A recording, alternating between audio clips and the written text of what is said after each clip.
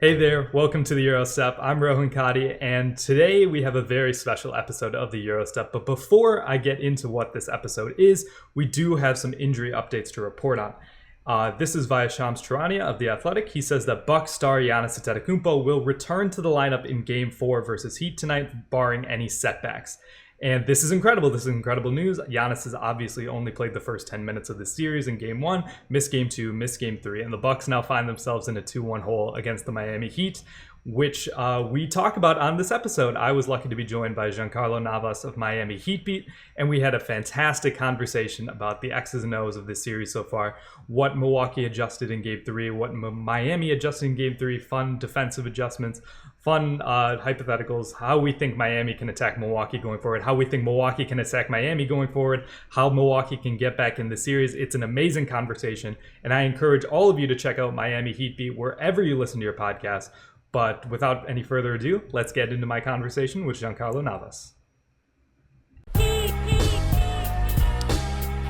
Welcome to the Heat Beat Podcast. I'm your host, Giancarlo Navas, and with me today, maiden voyage on the program. Super excited. We're going to be really guest heavy this postseason. Welcome in Rohan Katti. Rohan, I should have asked you how to pronounce your name up top. We were talking about the series. He does stuff for Gyro Step, who we've had Ty on the show several times. So we wanted to kind of branch out and hear other voices out of Milwaukee. Rohan, how did I do your name, and how we doing today? Doing well, and you nailed the name pronunciation, so thank you for that. Okay, well, I feel better. Yes, I feel good. It's always like I've heard some wild ones in the past, but no, you nailed it. Appreciate that. But I'm doing well. Happy to be here. Happy to talk about like a good basketball series, because that's what we're here to talk about. Miami Heat versus the Milwaukee Bucks with the Heat up 2-1, and I know you had Ty on after Game 2. Earlier Game in the 1 series. after Game 1, yeah. Yeah, it was after Game 1 before Game 2. And it's just been such a whirlwind, as we're going to get into. But just, man, what a series so far. What a series. Chat saying, who's this other Rohan? They're familiar. If I had a nickel for every Rohan that has been on the show, I'd have 2 nickels. Shout out to Rohan Katti of Sports Illustrated. Friend of the show, a friend of mine. So hope we get Ro back on the show before the playoffs ends. I know he's a busy man. On to basketball. Rohan, I think the biggest adjustment, for Miami, kind of even going into the series, was playing Bam at drop, which is kind of funny because I think whenever the Bucks come into play, there's always like drop stinks or whatever, which is kind of weird because the Bucks always have the best defense in the league. So clearly it's good for something, but I think in the playoffs it can be a little bit exploitable. I think people are kind of obsessed with switching nowadays, but Miami, who is the switch team, they changed their scheme. First for Giannis, they were dropping Bam and having him guard him one-on-one.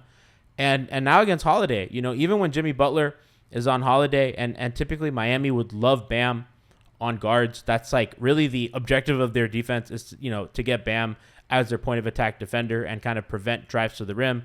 Miami's kind of pivoted. They've gone drop. Jimmy's Butler's going over picks. They're respecting Jrue Holiday shooting, which he's been, very dangerous this series. And I think they've kind of identified him as a problem to stop. How have you viewed how they've defended him? Because I think he's, and we've agreed kind of on our pod that he's the head of the snake with Giannis out.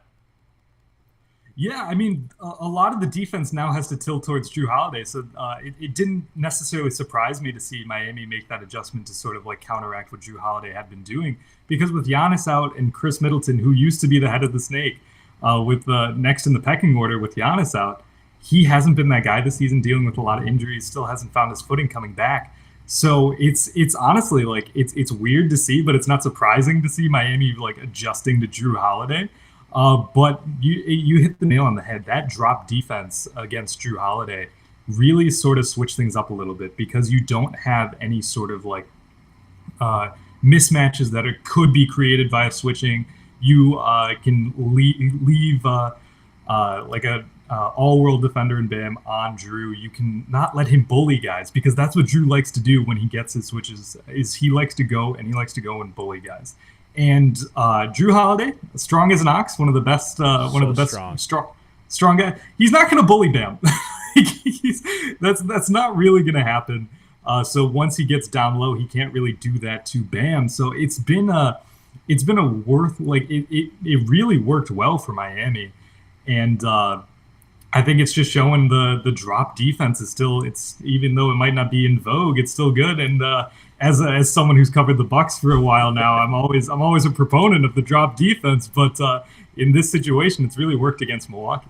It's so interesting because like I think about like how Giannis would affect this, right? So like right now they have Bam on, mostly on Portis, which I thought was interesting as they kind of kept Kevin Love on Brook Lopez, and I'm like, that's weird because like they like to screen with Lopez a lot, so like you'd kind of want Bam in those actions. It doesn't matter if Love's on Portis or Brook. They're just, Milwaukee is spamming him in pick and roll, and they're really going at him.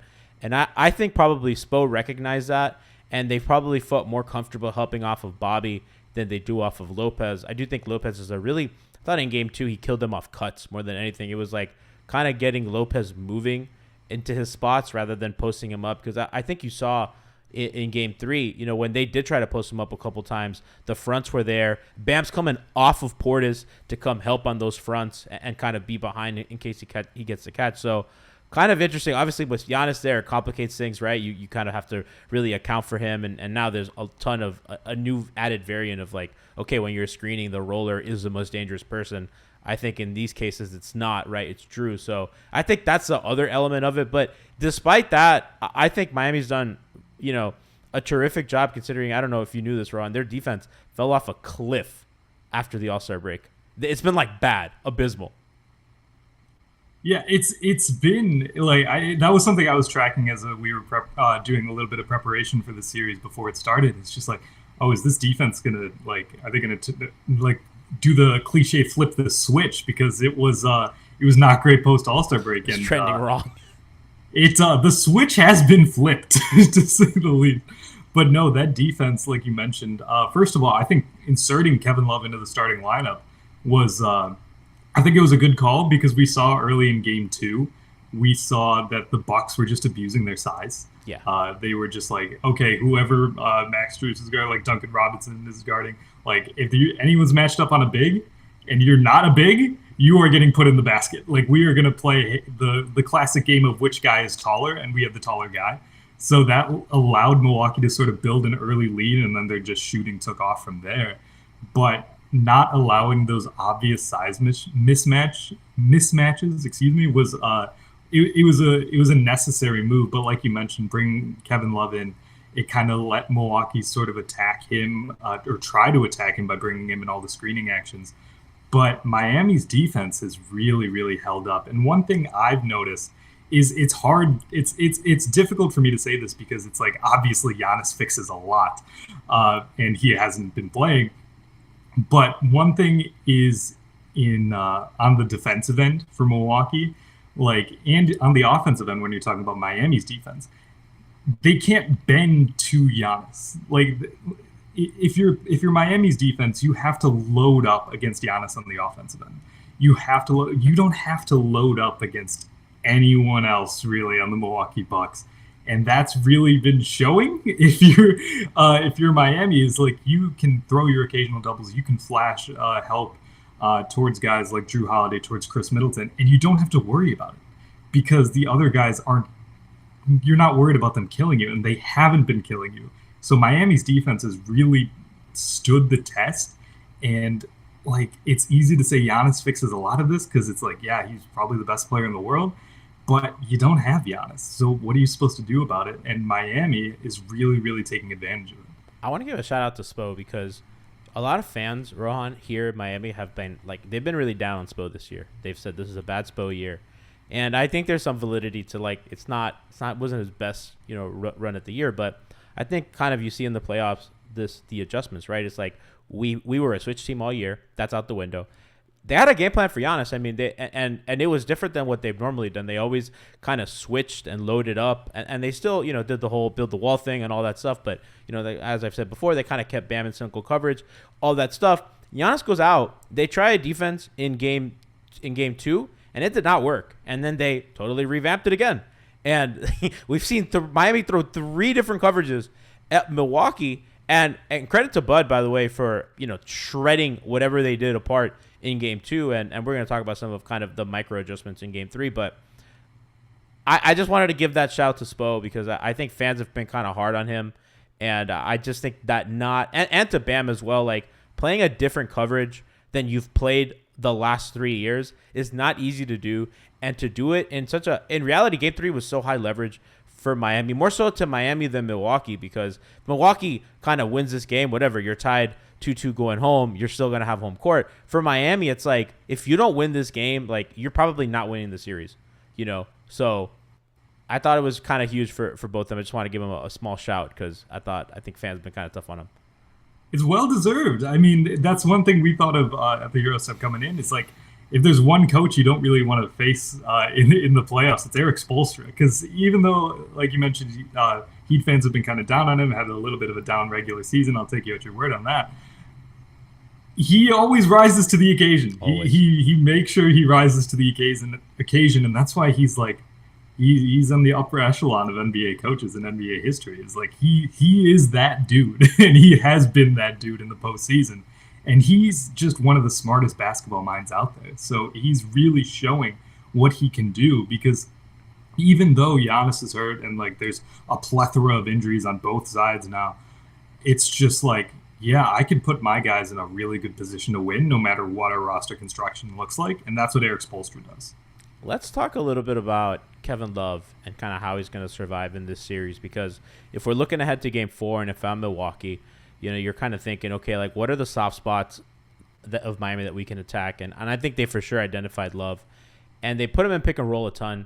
And I thought Miami, did a good job. They showed him really hard up top. If Jrue would kind of call Kevin screener, he comes up. Kevin Love gave a really, really good hard show. Bam is the low man. Lopez slips. Bam kind of rotates over. Okay, I'm on Lopez. That pass comes in. They don't care about Portis. He's in the weak side anyway. That's a difficult pass for Brook to make, and you give yourself a chance, and it worked. I like the adjustment Bud made mid game. They're like, okay, well, let's not let Bam be the low man. Let's make that low man Max Strus or Gabe Vincent or whoever a small guy is that's not going to bother Lopez on a roll. And I thought they got some good stuff out of that. Like Kevin and Bam weren't sure, like, are we switching? Are we showing? Middleton got an open 3 off of that. I think that's one of the areas where they can which is kind of ironic, by putting Bam in action, it helps your offense. But I think like Middleton and Holiday, because Bam, I don't think he's going to be very comfortable going over screens, and neither, that's going to be tough. And if those guys can kind of hit those pull-ups, I think that kind of opens that dimension for them. And then you have Lopez to offensive rebound when your two bigs are on the perimeter. Yeah, I'm really glad you highlighted that, because that was something that I had noticed a little bit, is like, okay, this isn't working. What can we do to mitigate this? And one thing about Brook Lopez that I thought of when you were talking about this is, like, you're not really worried about Bobby Portis on the weak side, because it's like, it's a tough pass to make. Brook Lopez, is not the best passer in the world. I don't want to call him Embiid-esque, but he's it's not pretty. He's no CP3. That's an understatement of the century right there. And Brook Lopez especially, like he had a rough game 3 by his standards. But if you're putting Brook Lopez in a position where he has to make a decision about making a pass, because it's like, if like Brook Lopez sees Bobby Portis is open on the weak side, like other players can swarm to that pass, and they're not really worried about Brook Lopez making like jump passes behind him or anything, because he only has the one option available to him, because he's either going to make one pass that's wide open, or that at the passing lane that can be jumped fairly easily if you look for it ahead of time, or he can just try to go and take Bam at the rim. Like, he's not the rare occasions where he does pass out of it is it's like, oh wow, Brook actually passed the ball. But it's like, in Miami is also like reading these ahead of time, which makes it even more difficult on Brook. Like, you're putting so much pressure on Brook if you're consistently having him involved in these actions with Bam Adebayo as the low man. So I thought it was a great job by Bud to try and like, what kind of variation can we get from this? But I'm sure if if Bud wants to go to that in game 4, I could see Miami doing something like, oh, they see you're bringing Bam into a screen, try to create that mismatch. Could you try to like scram out of it? I think if you're Miami, that if it's Love and Bam, I think you switch it. The problem is like, this is what Atlanta did. in the playing game, they made Lowry the low man, and I know that Lopez isn't the roller that Collins and Okongwu and Capella are, but they were just killing him off these rolls, and Lowry kind of rotates to help, and he just genuinely stands no chance. So I figure, if that's, they'll switch that, and then they'll live with Kevin on Middleton. They might send the corner man to come help, or kind of live with the result of that. But I think that's a battleground that we have to explore, or that the Bucks are going to explore, because it was really the one area of Miami's defense that I'm like, they kind of got away with that a little bit. They were not challenged. The Bucks went to it a couple times, and then they stopped. They were more Holiday centric, which Miami really had an answer for. So I think that's one thing we got to look out for in Game 4. I think going at Love a little bit more efficiently is kind of okay. Well, how can we do that? And then the other thing, Rohan, is the Bucks are the best transition offense in the postseason. Via the cleaning the glass, 159 offensive rating in transition. That's first. And I thought in Game 2, so many of their threes came off of kind of those it was Ingles kind of in semi-transition. It was Jrue Holiday in transition. It was guys with trailer threes. Pat Connaughton flying all over the place, right? And if you're the Heat, you made even in that first quarter, I thought so much of Milwaukee's best offense came from that. It's kind of Jrue in semi-transition. It's Middleton getting a pull-up. It's Miami getting a weird cross matchups. It's like, oh, fuck, Max Strus is on Brook Lopez, goddammit. And stuff like that. And I thought Miami kind of started hitting shots, and it kind of slowed kind of that part of it down. But I think Milwaukee has to make it a point to try to force some turnovers, live ball stuff, get out and move, and try to create offense that way. Because for sure, Miami has so many bad cross matchups against the Bucks. That's another way. If I'm Milwaukee, I try to go at Miami. For sure. I completely agree with that. The issue is that Milwaukee on defense, in order to create those opportunities, you need to be more aggressive on the defensive end. You need to gamble. Yeah, you have to be conservative, because they don't have their all-world wrecking help defender to clean up all their messes when they're being aggressive on defense. The Bucks have been so conservative on the defensive end, because they have to play whatever actions they are, 1-on-1, 2-on-2. They have to do that, because they can't allow any mistakes, because you're used to having, you have Lopez at the rim, and you have Giannis to clean up everything, and you have Jrue Holiday. If he gets behind a play, you have him trailing as well.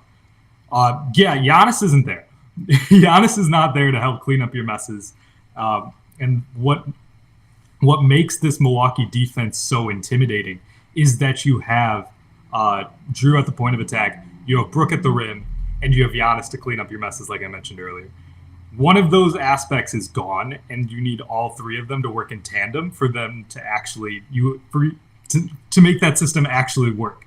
If you don't have that cleaning, Jrue can't be as aggressive. He can't try and jump screens. He can't try and be aggressive going over screens, because if he gets behind a little too much, you have just a wide open mid-range floater. You have a wide open three. We saw that a ton with guys like Duncan Robinson early in the first quarter.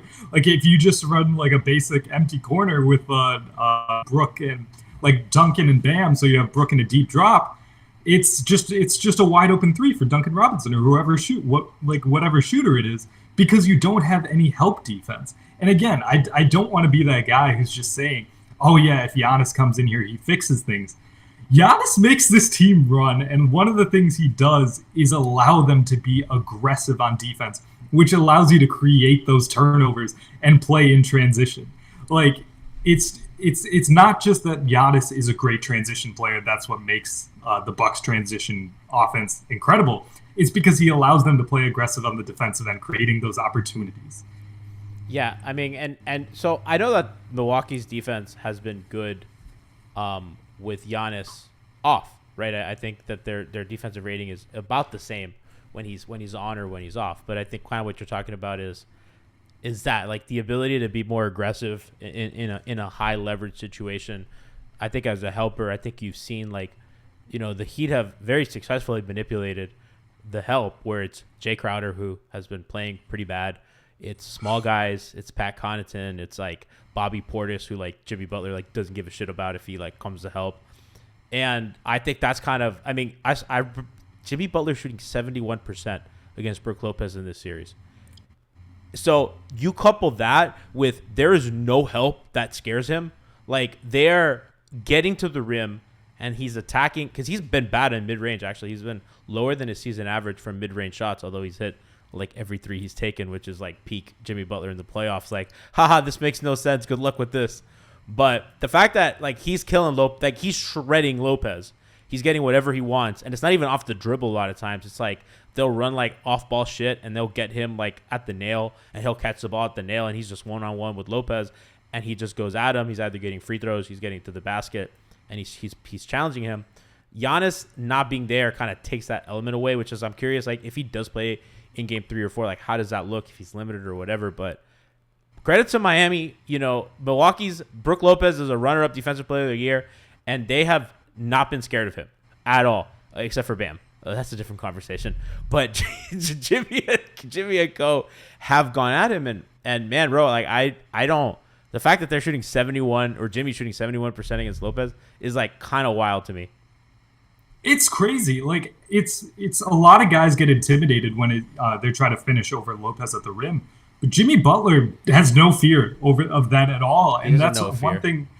It's just been ridiculous. He's finishing everything over Brook, and he's like sort of throwing off his timing. His pump fakes are always patentedly really, really good. He's like, Brook Lopez is a guy who doesn't bite a lot, but he's biting on Jimmy, and he's finding the right angles and just finishing so like effortlessly over Brook Lopez, a guy, like you mentioned, second in Defensive Player of the Year voting, and just he's making him look like he's not there at the rim, which is just it's a testament to Jimmy Butler. It's not like trying to bring down Brook Lopez. It's trying to say, like, hey, Jimmy Butler is like really, really fucking good at this. Jimmy's a gamer, bro. He's incredible. He's playing ridiculous, and it's like you bring up guys like Bossman99 and Pat. I love calling him Boss. I do too. So funny. Like, you bring in Bossman, and he's just like not bothered by him. And Jimmy is also not afraid of Jrue Holiday, and he's probably the only guy in the league who fears that. Like, Jrue doesn't bother Jimmy at all. And again, yeah, I'm trying not to do this. One guy who does bother Jimmy a bit as a primary defender is Giannis. Size has always been the thing, and it's like Holiday's a really good and strong defender, but Jimmy's stronger and he's bigger. So, and I think Jimmy's like shooting like 46% against when Holiday's a defender, which is like, you know, it's like good, not great. You know, obviously Holiday is like an all-world defender. Jimmy's 16 for 20 at the rim. He's 12 for 20 from 4 to 14 feet. He's 1 for 9 from 14 feet to the three-point line. So, like, the long jumpers have been bad, which, you know, he's taken the fewest kind of amount of those, and everything else he's been really, really efficient on. He's shooting like 60 freaking percent like every game this series. It's pretty crazy. 55, 66, and 63 in his 3 games. So he's been absolutely remarkable. He plays, you know, he plays with like a violence that it's, you know, and I tweeted this earlier. I said, Jimmy isn't Wade that dominated games with speed, maneuverability, and incredible shot making. He scores points in a way that feels defiant and violent. It's laborious and looks painful, but it's calculated. He's equal parts genius and psychopath, one of one. And he's like that kind of enigmatic player who you watch him kind of score, and I'm tired watching him play. Like, I feel exhausted because, like, the way he plays looks totally unsustainable, but he kind of steps up and he does that, and he's going at, like, these great defenders. And, you know, my snapshot, and I've talked about this on the pod a lot, my snapshot moment from the bubble, more so than Jimmy kind of keeling over, you know, after he scored that last bucket on LeBron, it's when he was so unafraid of Giannis that he went at Giannis and scored over him, and he yelled to this empty arena in Orlando, "He can't fucking guard me." And I was like, that's the coolest motherfucker I've ever seen in my life. He's awesome and insane, because I would not want to make Giannis mad. Like, they're talking about poking the LeBron bear. That's over, dude. The Giannis bear? It's tough. Like, I'm always going to respect Jimmy. I'm a Marquette guy, too. So let's go. It's like, yeah, it's always going to be there for me. But, like, yeah, he's a psychopath, but in the best way possible. It's like, if you're a fan of his, it's the best. It's the absolute best. But yeah, Like the Bucks, they're struggling with what to do. We were talking on our pod about, hey, what do you really do with Jimmy Butler if he's trying to like hit all these shots? Like, because the Bucks have been consistently going under on Jimmy Butler screens and allowing him to take these pull up threes. But classic Jimmy Butler, like you mentioned earlier, classic playoff Jimmy Butler, he's just hitting every three he takes. Like anything from three, anything at the rim is just cash. Anything in between is just not. It's just classic playoff Jimmy Butler. And we're talking like, do you adjust? Do you like try and get Jimmy going downhill, trying to like fight over those screens? And I'm just sitting here like, what are we talking about? What is like? How are we at a point where we're talking about? Oh, do we have to respect Jimmy enough where we have to go over screens on him? And it's like how Miami's treating Jrue. Like, but Miami decided, yeah, we're gonna. They might have to defend. I think they do. I honestly think they do because you can't base your defense off prior things. You have to take what's going on right now in front of you and adjust in real time to that. It's like whatever Jimmy Butler shot in the regular season or in playoffs in the past or against the Bucks in the past, that doesn't matter. That shouldn't dictate what your defense does. What he's doing currently against you is what should dictate what your defense is going to do with him. So you have to be more aggressive on Jimmy Butler on defense because he's just killing you. Do you think they should play, the wing or Jrue, go over screens, play Lopez a little bit higher, and then send weak side help? I think you have to do that because if you're gonna go over screens like that, you have to bring Lopez higher. Like you have to bring him close to the level of the screen for that to happen. He's had series where they've asked him to do that. This is like Bud has made the adjustment that I know he probably begrudgingly did, where they've brought Lopez as high as they need to. I think against the Nets in particular. So yeah, keep going. Yeah, no, like that astute observation because they did that against the Nets. They did that a bit against the Suns as well in that title round. Yes. You have to bring Lopez higher. They can't defend him like Kevin Durant, Rohan. That's just funny. But they have to. Though. I know it's funny. It's fucking Jimmy, dude. It's Jimmy Durant at this point. Like they have to. What other choice do you have? Otherwise, you're going home.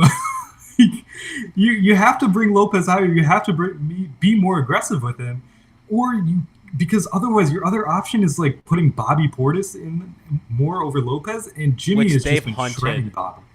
And that's the other thing I wanted to get to. So Miami has decided that they're sick of Bobby Portis, and they have fucking made his life hell. I thought in game 2, I thought they lost that game when Lopez sat. I think Lopez and Holiday sat, and it was like Middleton, Portis, Connaughton, and like a bench, and some like maybe Grayson Allen, like some bench guys or whatever, Jay Crowder. And Milwaukee extended the lead, and I'm like, oh, this is done because they like the Portis at 5 is. I even like Middleton at 5. I know they did some of that yesterday. I like Bobby. I like Middleton at 5 more than Bobby. They saw food in game 3 when Bobby Portis was on the floor, and they looked for him everywhere. They tried to put him in Spain. They tried to put him in any kind of action that they could.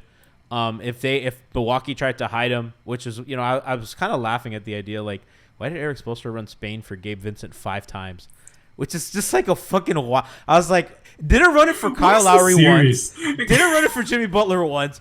5 times for Gabe. And I love Gabe. I'm a Gabe lifer. But I was like, but I think it's they're trying to hide Bobby, and they bring him in. Like, no, you're in. You're here. You're going to be in this action, and that floater is going to be there. That little pull-up. They used Jimmy.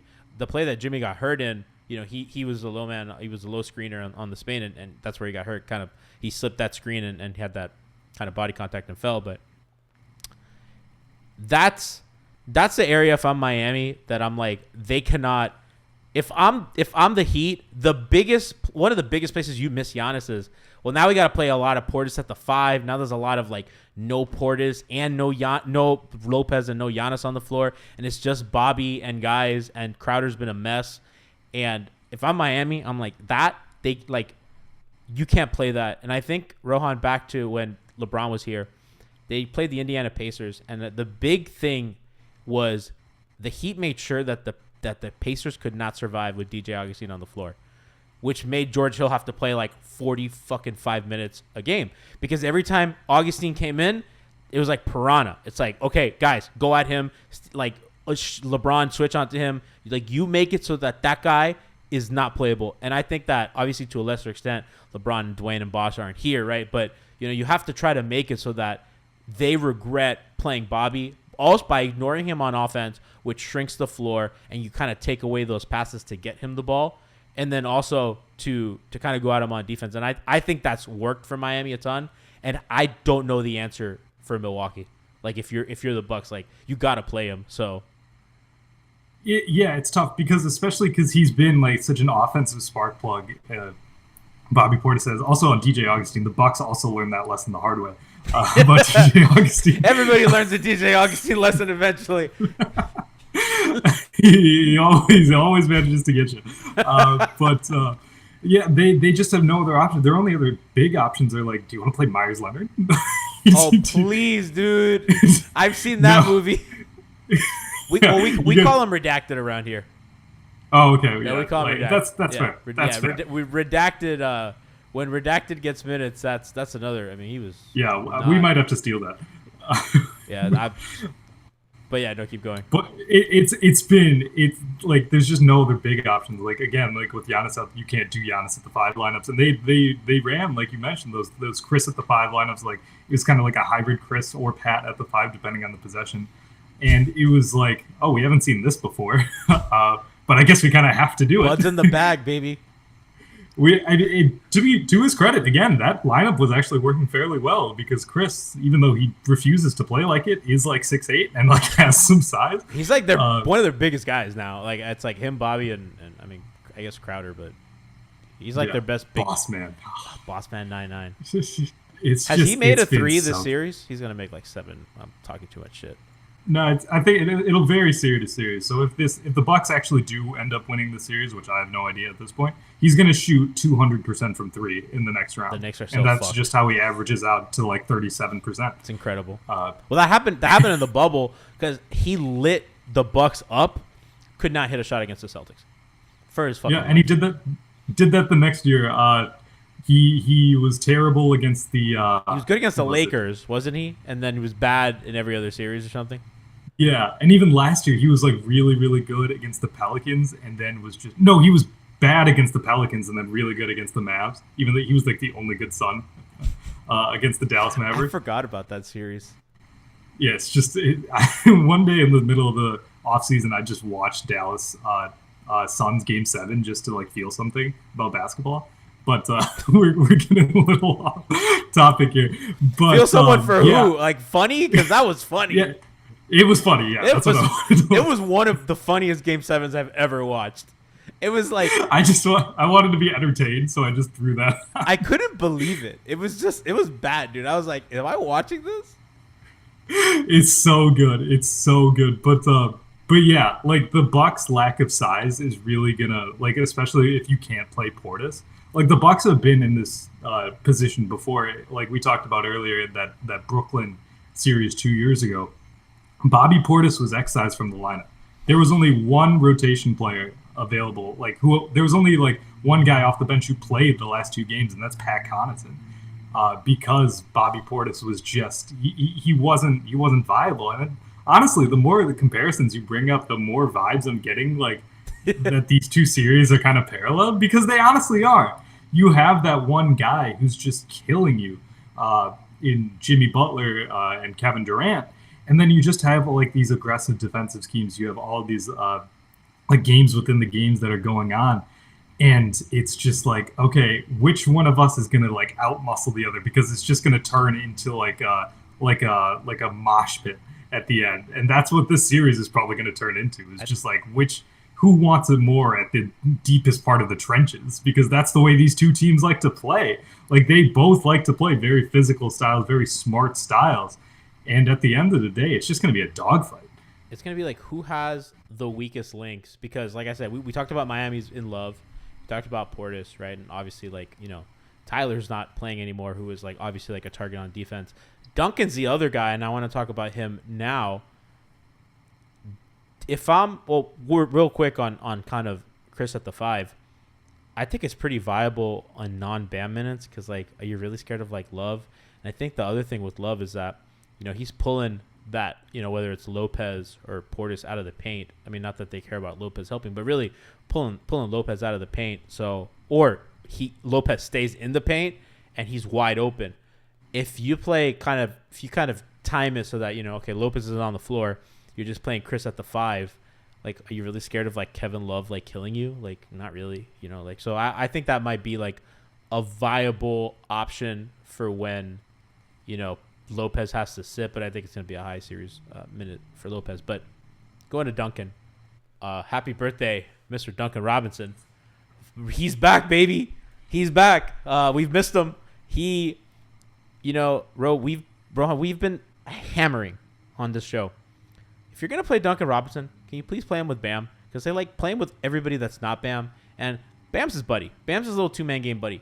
And I think the dribble handoff is the way to go against Milwaukee because you isolate actions, because you take help. Even when Giannis is on the floor, if you run Lopez then you have to put Giannis on Bam to change that, right? Because he can't come help. They're just running Lopez and then whoever Duncan's defender is, whether it's Connaughton, Grayson Allen, Middleton. They tried a little bit of everybody. They tried Jrue on him at some point too, which I think is funny that they're having Jrue chase this little white guy around.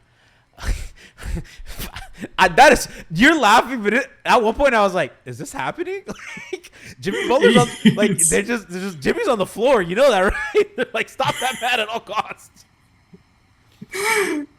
It's funny. It's so funny, but yeah, you're right. Like Duncan Robinson being involved is just like, especially with Bam, you're right, because it makes the most sense. You're leveraging both of their abilities to complement each other so well, because they do complement each other so well, and you're just attacking Milwaukee. And like we were talking about earlier, and in terms of like isolating actions, with Milwaukee even playing more conservative than they usually do, you are just getting whatever you want with that action. Like that's why it allows. Sure, Duncan has to make those shots, which to his credit, he did. He was making every shot he really wanted.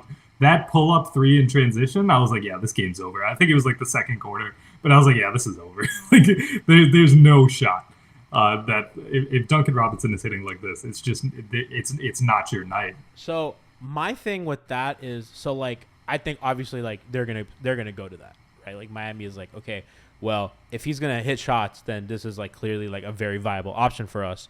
And if you're Milwaukee, you have two solutions. You can play Lopez higher, which I don't think they want, because I think if you're Miami, you want that, because then you can get Bam on slips, which Duncan has gotten very good at that slip pass. So if you play Lopez a little too high and that like to bother Duncan's shot, you're getting Bam on a slip, and really, again, no Giannis, there's no backline help. Or you switch it, which I think is a more viable option. I do think, because Bam's not a post-up big. He's not. He's bad at it. So, like, he's going to get the switch, and then he's going to face up, and then you could just send help. If I'm Milwaukee, at some point I have to consider that. I know coaches kind of wait to see how – that's a huge adjustment. So, I wonder what it takes for them to do it. I don't know if you have – I don't know what you think they're going to do the next game. They probably don't do anything, and they let him play out another game to see if they have to react to Duncan. Like, is Duncan shooting actually back? But those were the two options that I thought of. Was like, I don't know what else they could do. I mean, we saw a bit of Duncan shooting in game 2 as well. So and you're at a situation, you're at a point, if you're Milwaukee, where you have to do everything, because you cannot go down 3-1.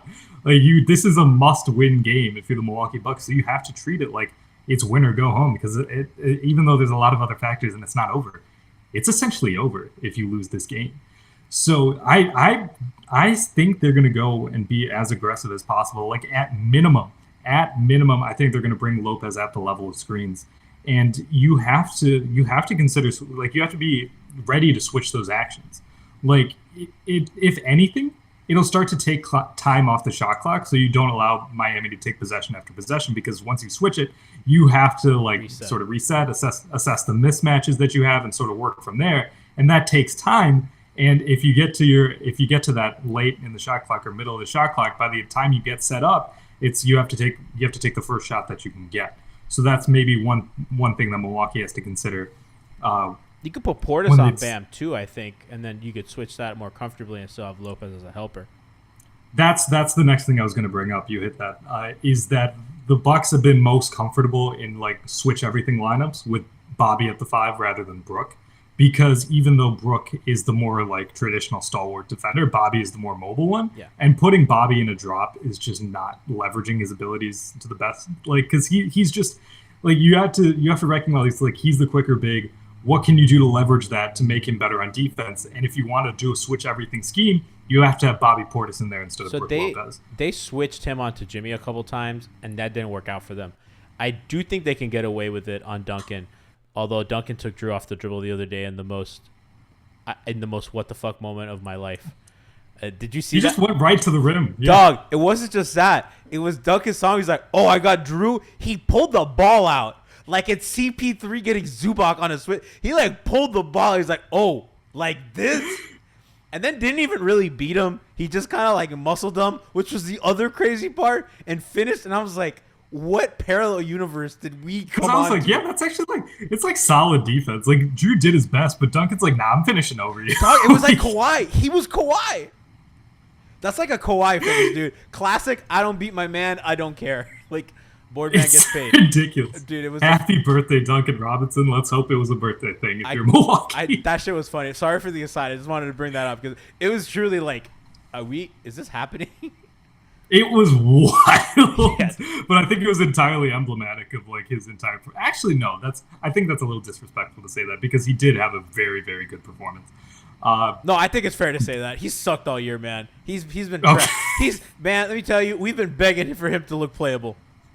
This is crazy. He looks like a playoff hero right now. Maybe that's the wrong word. Listen, he earns his keep. You know what I mean? He has that big contract.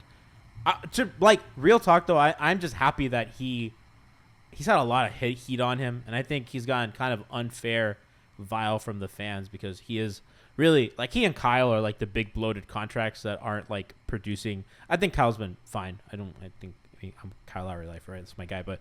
I know Duncan for sure has not even been in the rotation, you know, and he's just this large cap rot right in the middle of on your bench, right? It's preventing you from, you know, doing things, and it's going to probably cost him a draft pick, you know, with the second apron.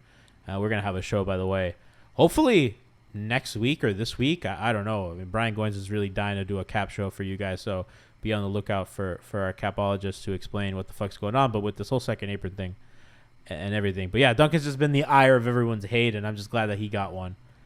He deserved it. But more sorry to sidetrack, but on the Bobby switch front. Hey, we always gotta support our podcasters like Duncan Robinson. Yeah, you know, we gotta former Blue Wire, you know what I mean? Yeah. We gotta stick together. You know, he was promised on our show and then he left Blue Wire, so that never happened. But you know what? At least he offered. Yeah, at least that was there. There was the potential of a relationship. He's like the third best NBA podcaster right now. Paul George is number 1, right? We could agree. Oh yeah. Paul George is killing it, and then Thanasis I think might be number 2. And I gotta be honest with you, we hate Thanasis. He's annoying, and you'd understand if he's not on your team. You're just like, can you shut the fuck up? Like this is nepotism, right? But Rio got to recognize Rio. Great podcast. It's great. He does a lot of great like you can tell he knows what he's doing because he always asks questions that you can get social clips from, and it's like, yeah, this guy's a pro. He knows what he's doing. He's like those NFT bros that don't actually record a podcast, but they just record clips as if. Have you seen that phenomenon where those people on like TikTok and Instagram, they actually don't host a podcast, or like they interview porn stars? They're actually just recording that 1 or 2 questions and then posing as a podcast that doesn't exist. It's the so dumbest fucking 2023 shit I've ever seen.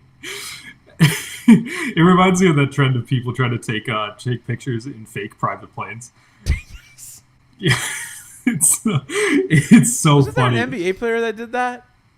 Was there? Chat, I think there was an NBA player that was pretending to do that on a private jet. That's incredible. Was it Brandon Jennings? That's true. No, Bucks and Six legend? Not my guy, Brandon Jennings. I don't know, chat. If I find it, I'll send it to you. But I'm pretty sure there was some player, and then NBA Twitter found him, and they're like, "This did not just happen." Incredible. Also, Bobby Portis has a podcast. It's pretty good too. Bobby has a podcast? Yeah. Is it called yeah, Don't Blink? It's called Keep It a Buck. He should call it Don't Blink. It would have been incredible if it was Don't Blink. But speaking of Bobby Portis, in terms of like a switching defense, you have to consider that, especially because if you want, we talked earlier about like the Heat are gonna, like, they've been hunting Bobby, so it feels weird to talk about like maybe Bobby is the answer on defense after we just talked about how the Heat were ripping him apart. But he's such an integral part of this team in terms of like being a versatile offensive piece. Like, he can provide a scoring punch when needed. So if you have the ability to leverage his defensive abilities to your advantage and sort of try and mitigate what Miami's trying to do. Listen, I'm not trying to say it's a perfect solution. There's plenty of ways that it can be ripped apart. However, like, there are scenarios where you can see Bobby Portis is the guy who's the defensive answer for the Bucks. We saw this at the pinnacle of success for Milwaukee when they won the title in 2021. They were closing games with Bobby Portis at the 5 because Brook Lopez could not hang in those situations. And we're like, there's a few parallels there that you can take because they're getting killed in their current defense. So you have to switch it up. You have to play a switching scheme, a more aggressive scheme, in terms of like whether you want to be switching or not. But Bobby Portis might be that solution. The only issue is he going to get into foul trouble like he got into last game? Because that's something that really, really bothered him and hindered his minutes. And it sort of took him out of the equation, even though he was starting to heat up a bit.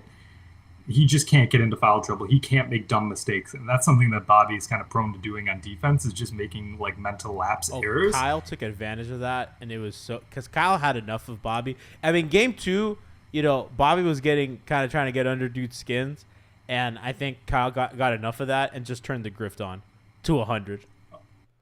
It's like when Bobby got that technical in game 2, like trying to talk shit to Kyle Lowry. Kyle's like, "Oh, you want to play that game? I'll play that game. If you want to play, I'm ready to play. I'm the master. Joke's on you. I'm into that shit." And then he went with it, and he totally ripped Bobby Portis apart on that. So it'll be like Bobby Portis is probably, obviously, Giannis. If Giannis plays, that's going to be the guy I'm looking forward to seeing the most. But how Bobby is integrated into this team and whether they use him and to try to switch things up, that's what I'm honestly like one of the top things I'm looking for going into game 4.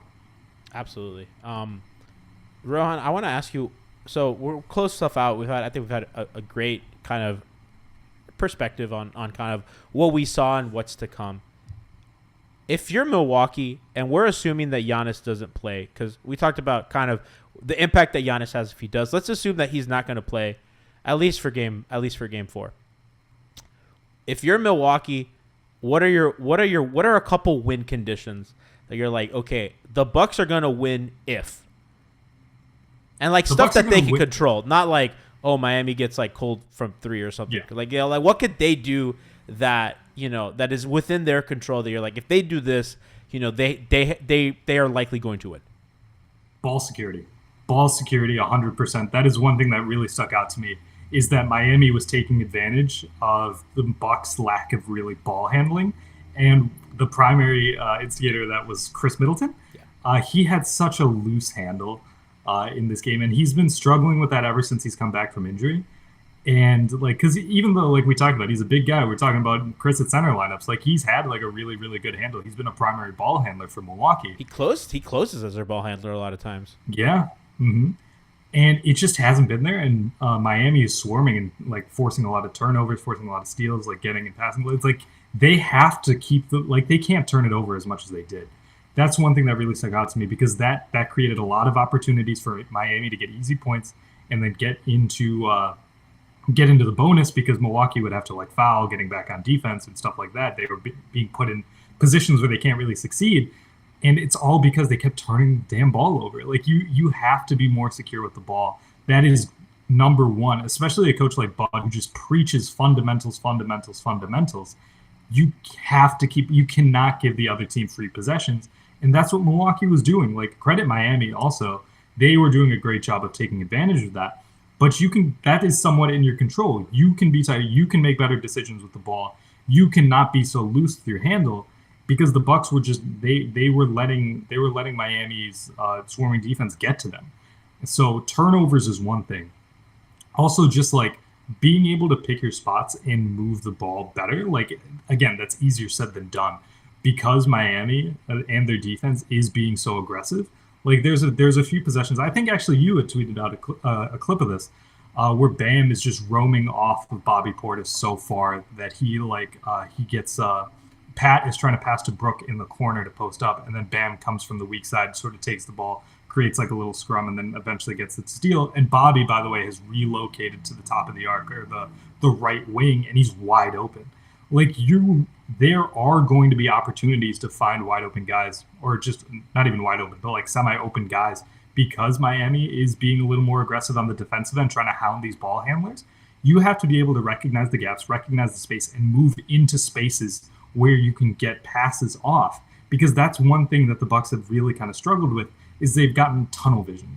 You have to be able to see the rest of the floor. You have to see the gaps, because there are going to be gaps. There's no such thing as a perfect defense in the NBA. Like if Miami is going to continue to swarm on defense, you're going to have some openings. You're going to have some gaps. It's on Milwaukee to find those gaps. Yeah, and I think that obviously Giannis is such a key ingredient to all that, because really you can have a little bit of tunnel vision when he is kind of the guy, kind of involved with the offense. And I know their offense struggles so much. The numbers would say that their defense kind of stays steady whether he's on or off the floor, but it's really the offense that takes a huge dip. And I think kind of you're seeing that unless they have a really good shooting night. We have some love in chat. Nova99 says showing love to streamers on my stream today. Hope y'all are having a fantastic day. We need some positivity out here. Shout out to you. Shout out to chat. Prayers up to Oladipo, who was playing so well for Miami. So sad, dude. It's heartbreaking, man. And then finally, the worst. It's bad no matter what. But the worst part is he finally got back in the rotation. Looked great. Tyler goes out. Unfortunately as well. And they Miami's short on ball handlers. Really. They have two guards left that can handle it. It's Gabe and it's Kyle.